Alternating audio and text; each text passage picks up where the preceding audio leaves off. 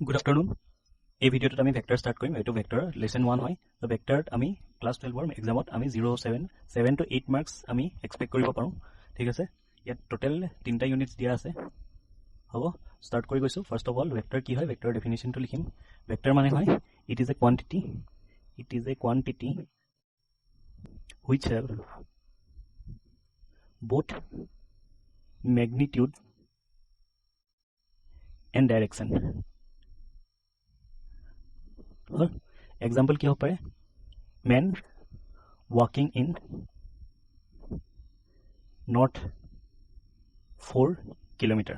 ठीक है, ইয়াত কি হৈ গল, আমি যদি চাও নৰ্থটো কি হৈ গল, মোৰ ডাইৰেকশন হৈ গল, এটো ডাইৰেকশন, আৰু 4 কিলোমিটাৰ যোনটো দিয়া আছে এটো মোৰ কি হৈ গল, ডিসটেন্সটো হৈ গল, ডিসপ্লেসমেন্টটো হৈ গল, ডিসপ্লেসমেন্টটো আছে, ডাইৰেকশনো আছে, তেতিয়াহলে আমি এটো কি কওঁ, ভেক্টৰ বুলি কওঁ। হ'ব, আৰু এক্সাম্পল কি হ'ব পাৰে, আৰু এটা এক্সাম্পল যদি লিখো, মোৰ ফোৰ্সটো হ'ব পাৰে। ফোৰ্স কি আছে, এটা অবজেক্ট আছে সাপোজ, সো মই কি কৰো, এটা ডিসটেন্স ট্ৰেভেল কৰে, যদি এখিনি পাই খিনলে যাও তেতিয়া কি হৈ গল, এটা ডিসটেন্স ট্ৰেভেল কৰিলে, আৰু তাৰ কি আছে, ডাইৰেকশন এটাও আছে।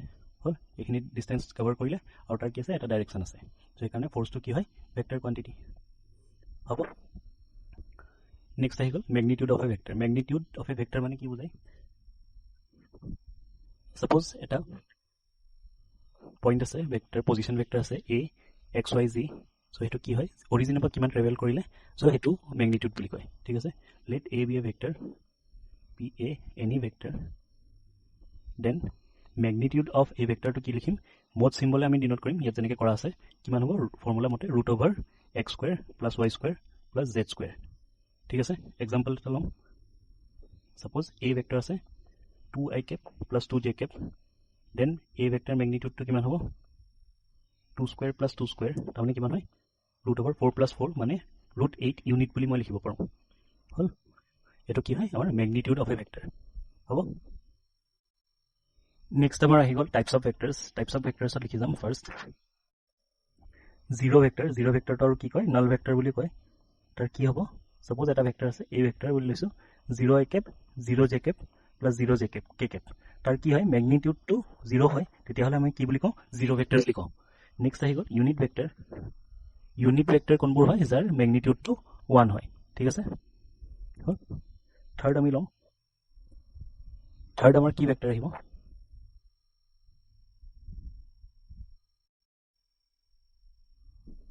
থাৰ্ড আমাৰ আহে কো ইনিশিয়াল ভেক্টৰস।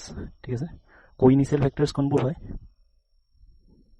সাপোজ ভেক্টৰ এটা আছে, এটা a ভেক্টৰ, এটা b ভেক্টৰ, এটা দুইটা ভেক্টৰ কি হয়, পইণ্ট এটা কমন আছে, যোনটো অৰিজিন পইণ্ট হয়, অৰিজিন পইণ্টটো কমন হয়, সো সেইকাৰণে মই কি কওঁ, কো ইনিশিয়াল ভেক্টৰস বুলি কওঁ। ফোৰ্থটো আহে কো টাৰ্মিনেল ভেক্টৰস। কো টাৰ্মিনেল ভেক্টৰস কোনবোৰ হয়, যৰ এন্ডিংটো সেম পইণ্টত হয়, যেনেকৈ কো ইনিশিয়ালৰ ষ্টাৰ্টিং পইণ্টটো সেম আছিলে, কো টাৰ্মিনেলত এন্ডিং পইণ্টটো সেম হয়। হ'ব, ফিফথ আমাৰ আহিলে কো লিনিয়াৰ ভেক্টৰস। কো লিনিয়াৰ ভেক্টৰস কোনবোৰ হয়, কো লিনিয়াৰ ভেক্টৰসৰ কি হয়, সেম লাইনত যদি পৰে, দুটা ভেক্টৰ আছে, যদি এইটো এটা ভেক্টৰ আৰু এটা এনেকুৱা এটা ভেক্টৰ আছে, সো হেতু কি কয়, কো লিনিয়াৰ ভেক্টৰস বুলি কয়। হ'ব, সিক্সথ আমাৰ আহিব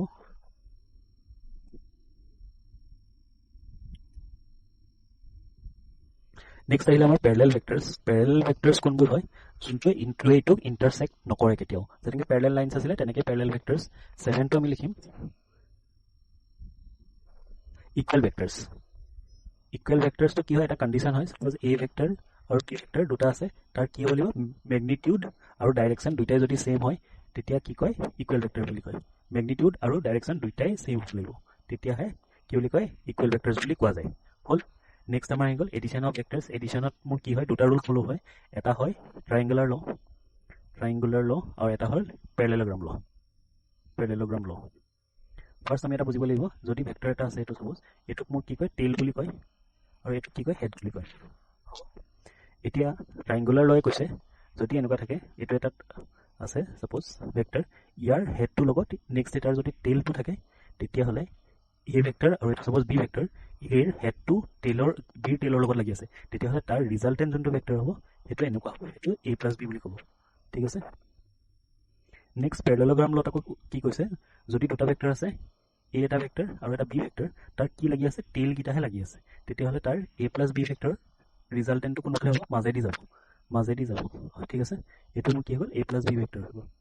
হল, সো এনেকুৱা কেছত কি কয়, প্যাৰালেলোগ্ৰাম ল, আৰু যদি হেড আৰু টেইলটো লাগি থাকে, তেতিয়া ট্ৰায়াঙ্গুলাৰ ল ফলো হয়। হ'ব, প্ৰপাৰ্টিজ অফ ভেক্টৰ এডিশ্যনলৈ যাওঁ প্ৰথমটো কৈছে যে ভেক্টৰ কোৱান্টিটি দুটা ভেক্টৰ কোৱান্টিটি যদি ভেক্টৰ প্লাছ ভেক্টৰ কৰে তেতিয়া কি হয় ৰিজাল্টেণ্টটো ভেক্টৰ কোৱান্টিটি আহে হ'ব সেকেণ্ডটো কৈছে যে a প্লাছ b যদি কৰে সেইটো কিহৰ লগত ইকুৱেল হয় b প্লাছ a সমান ইকুৱেল হয় হ'ব থাৰ্ডটো মোক কৈছে যে a plus b plus c কিহৰ লগত ইকুৱেল হয় a plus b plus c লগত ইকুৱেল হয় ঠিক আছে ফোৰ্থটো মোক কৈছে আইডেন্টিটি এডিটিভ আইডেন্টিটিৰ কথা কৈছে এডিটিভ আইডেন্টিটি কি হয় যোনটো লগত প্লাছ কৰিলে নিজে নিজকে পায় যেনেকৈ a ভেক্টৰৰ লগত যদি মই 0 ভেক্টৰ এটা এড কৰোঁ তেতিয়া কি কয় a ভেক্টৰৰ উল্টাই পাওঁ তেতিয়া 0 ভেক্টৰটো কি বুলি কয় আইডেন্টিটি বুলি কয় এডিটিভ আইডেন্টিটি বুলি কয় ঠিক আছে এইটো কি হয় এডিটিভ আইডেন্টিটি হ'ল ফিফথ লটোৱে কৈছে ইনভাৰ্স এডিটিভ ইনভাৰ্সৰ কথা কৈছে এডিটিভ ইনভাৰ্স কি হয় যিহৰ লগত এড কৰিলে ৰিজাল্টেণ্টটো কিমান আহে 0 ভেক্টৰ আহে হ'ল এইটোকে কি কয় ইনভাৰ্স অফ এ এডিশ্যন বুলি কয় বা এডিটিভ ইনভাৰ্স বুলি কয় মাইনাছ এইটো কি গ'ল এডিটিভ ইনভাৰ্স হ'ল নেক্সট আহি গ'ল আমাৰ ইউনিট ভেক্টৰৰ কথা আমি এটা পঢ়িলোঁ যে কি হয় যোনটো ভেক্টৰৰ মেগনিটিউডটো 1 থাকে এতিয়া যিকোনো ভেক্টৰ এটাৰ মই ডাইৰেকশ্যনৰ এলং ইউনিট ভেক্টৰ এটা কেনেকৈ ফাইণ্ড কৰিম সাপোজ a ভেক্টৰ এটা আছে xi cap plus y cap plus z cap ঠিক আছে তেতিয়াহ'লে a ভেক্টৰটো a ইউনিট ভেক্টৰটো কি হ'ব a ওপৰত কেপ দিম a vector divided by a vector magnitude হ'ব মানে কি হ'ব xi cap plus y cap plus z কেপৰ divided by root over x square y square z square হ'ব আকৌ এক্সাম্পল এটা ল'ম লেট এনেকৈ লৈছোঁ c vector equals to 2i cap plus k Cape লৈ লৈছোঁ ঠিক আছে এতিয়া মই কি উলিয়াব লাগিব c ভেক্টৰৰ মেগনিটিউড উলিয়াব লাগিব কিমান হ'ব 2 square plus 1 square equals to কিমান 4 প্লাছ 1 5 হয় ঠিক আছে এতিয়া মই c কেপটো কেনেকৈ লিখিম বা ইউনিট ভেক্টৰ এলং c কি লিখিম 2i cap plus k cap divided by root 5 বুলি লিখিব পাৰোঁ এইটো মোৰ কি হ'ল তাৰ ইউনিট ভেক্টৰ হৈ গ'ল হ'ব নেক্সট চাম আমি যে ভেক্টৰ দুটা এড কৰে কেনেকৈ সাপোজ লেট a ভেক্টৰ এটা আছে xi cap yj cap plus z cap আৰু b ভেক্টৰ এটা আছে x1 y1 z1 বুলি লৈছোঁ x2i Cape y2j Cape plus z2 Cape বুলি লৈছোঁ তেতিয়াহ'লে a ভেক্টৰ প্লাছ b ভেক্টৰটো মোৰ কিমান হ'ব তেতিয়া হ'ব x1 plus x2 i cap y1 plus y2 j cap plus z1 plus z2 k cap ঠিক আছে এইটো হ'ব ঠিক আছে এক্সাম্পল এটা ল'ম a vector 2i cap plus j cap plus 3 k cap লৈছোঁ b ভেক্টৰটো লৈছোঁ 3i cap 4j cap plus 3 k cap এতিয়া মোৰ a প্লাছ bটো কিমান হ'ব লিখি দিম 2 প্লাছ 3 কৰিলে কিমান হয় 5i কেপ 1 প্লাছ 4 কৰিলেও 5j কেপ আৰু 3 প্লাছ 3 কৰিলে 6k কেপ এইটো মোৰ এতিয়া কি হৈ গ'ল a প্লাছ b ৰিজাল্টেণ্টটো মই পাই গ'লোঁ হ'ব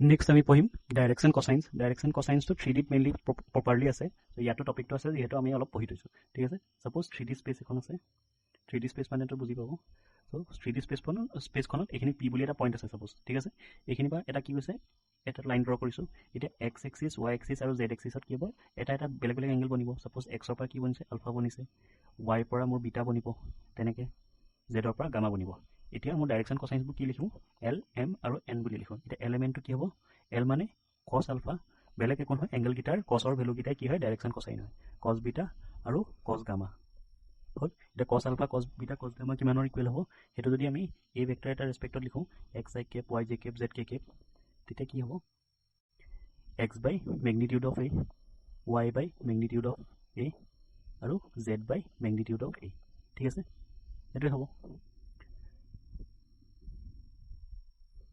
আকৌ এটা প্ৰব্লেম ল'ম এক্সাম্পল ল'ম find the direction cosine find the DC বুলি লিখিছোঁ direction cosines of 2i cap 2j cap k cap ঠিক আছে ডাইৰেকশ্যন কচাইন মোৰ কি হ'ব এল এম এন বুলি লিখিম হ'ল a ভেক্টৰ মেগনিটিউডটো উলিয়াই ল'ম a ভেক্টৰ মেগনিটিউডটো কিমান হ'ব 2 square plus 2 square plus 1 square তাৰমানে 4 প্লাছ 4 প্লাছ 1 তাৰমানে 9 ৰুট অভাৰ 9 মানে কিমান হয় 3 হয় 3 ইউনিট আহিছে তেতিয়াহ'লে এলিমেণ্টটো কিমান হ'ব 2/3 আৰু লাষ্টৰটো 1/3 এইটো কি হৈ গ'ল মোৰ এলিমেণ্টৰ ভেলু হৈ গ'ল হ'ব আই হোপ এইখিনিলৈকে চবেই বুজি পালে চ' আজি আমি চেপ্টাৰটোত কি পঢ়িলোঁ ভেক্টৰ ষ্টাৰ্ট কৰিলোঁ ভেক্টৰ কি পঢ়িলোঁ টাইপছ পঢ়িলোঁ টাইপছৰ কি আছিলে ইউনিট ভেক্টৰটো মেইন আছিলে ইউনিট ভেক্টৰৰ পিছত এডিশ্যন পঢ়িলোঁ এডিশ্যনৰ প্ৰপাৰ্টিজ পঢ়িলোঁ নেক্সট লেশ্যনটোত আমি মাল্টিপ্লিকেশ্যন পঢ়িম, ছেকশ্যন ফৰ্মুলা পঢ়িম। ঠিক আছে, নেক্সট চেপ্টাৰটোত আমাৰ নেক্সট লেকচাৰটোত আহিব আমাৰ মাল্টিপ্লিকেশ্যন আহিব, মাল্টিপ্লিকেশ্যন আৰু কি আহিব, ছেকশ্যন ফৰ্মুলা। ঠিক আছে, ছেকশ্যন ফৰ্মুলা আমি 2Dটো পঢ়িছিলোঁ, 2D নিচিনাই হ'ব। নেক্সট আমাৰ প্ৰব্লেমছ কেইটামান আছে, প্ৰব্লেমছকেইটা আপুনি ছল্ভ কৰিব আৰু ছল্ভ কৰি তলৰ কমেণ্টছত লিখি দিব। ত' এনেকুৱা প্ৰেক্টিছ হ'ব। নেক্সট আমি লেকচাৰ নম্বৰ 2 লগ পাম। Thank you and please subscribe.